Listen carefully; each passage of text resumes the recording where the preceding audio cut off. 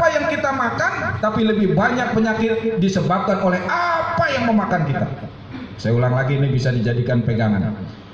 Kebanyakan penyakit disebabkan bukan oleh apa yang kita makan, tapi lebih banyak penyakit disebabkan oleh apa yang memakan kita. Buktinya mana? Lihat orang gila, makannya sembarangan, tong sampah dikorek-korek, nasi basi diembat juga, badannya keker banget. Nggak pernah saya dengar orang gila minta kerokin dia. Kagak, ya kan? Tadi saya gila dong. Masya Allah. Makannya sembarangan tapi badannya sehat. Itu artinya apa? Bukan makanan faktor orang sembuh sakit.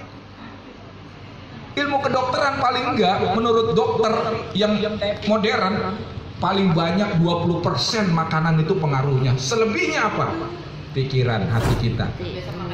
Ekonominya banyak dong, porsi terus. Kenapa? Yang penting hati. Jadi yang membuat orang penyakit adalah yang memakan kita. Apa itu? Gibah, dengki, benci, iri, galau, stres, merana.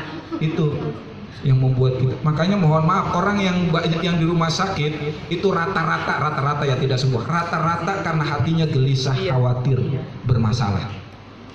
Gitu loh. Maka dulu kita SD ada belajar yang namanya istilah Latin peribahasa mensana in corpore sano, begitu ya? Iya begitu ya. Susah saya nyebutnya. Di dalam tubuh yang sehat terdapat jiwa yang kuat. Salah. Itu orang gila, ya kan? Badannya keker, jiwanya. Benar nggak? Maka yang benar adalah di dalam jiwa yang kuat terdapat tubuh yang sehat, gitu loh.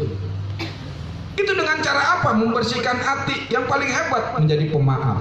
Nih Bu, kalau orang yang nggak mampu memaafkan, ya, nggak ada gelas gitu ya, Aqua. Mbak, gelas dua Mbak. Ini yang kosong mana? Yang kosong? Itu kosong. Oh, yang kosong. Bu, ini gelas Aqua Bu, ya. Kalau kita remas begini Bu, balik lagi nggak? Enggak. Inilah jiwa hati orang yang tidak mampu memaafkan. Dia rusak, nggak bisa balik lagi. Tapi kalau orang yang mampu memaafkan, dia kayak bola bekel, dipencet balik lagi, ditendang mental lagi, dipukul dia keluar lagi. Tuh orang yang memaafkan kayak gitu kuat.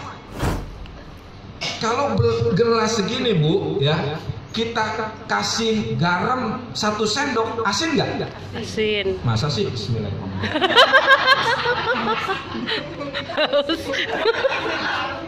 Ini nggak asin karena belum dikasih garam. Tapi kalau kita kasih garam 1 sendok jadi asin. Benar nggak? Benar. Tapi air 1 ember kita kasih garam 3 sendok, asin nggak? Nggak asin. Kenapa? Itulah orang yang punya hatinya besar. Hati yang memaafkan, nggak mudah digaremin orang lain, nggak mudah diasinin oleh orang lain. Kalau hatinya hidup, dia sulit digaremin oleh orang lain, nggak mudah diasinin oleh orang lain. Ikan, kenapa bisa diasinin? Kenapa ikan bisa diasinin? Karena mati. Ikan kalau udah mati bisa diasinin, bisa dibulain, benar nggak? Tapi kalau dia hidup tidak. Begitu juga hati kita. Kalau hati kita hidup bersih, maka tidak mudah digoreng oleh orang lain. Betul? Betul. Itulah makanya ada peribahasa yang mengatakan man asya taqiyan asya qawiyan. Siapa yang hidupnya dipenuhi ketaatan, maka hidupnya akan dipenuhi kekuatan. Nih keren peribahasa Arabnya nih. Man asya taqiyan asya qawiyan. Siapa yang hidupnya diisi dengan ketakwaan, siapa yang hidupnya diisi dengan ketaatan, maka dia akan dipenuhi kekuatan. Masya Allah. Ya tadi buat kita memang harus diperagakan biar makin mantap. Ini botol nih Bu. Kalau airnya saya buang, ada isinya nggak? Ada nggak? Nggak ada. Ada nggak? Ada. Apa isinya?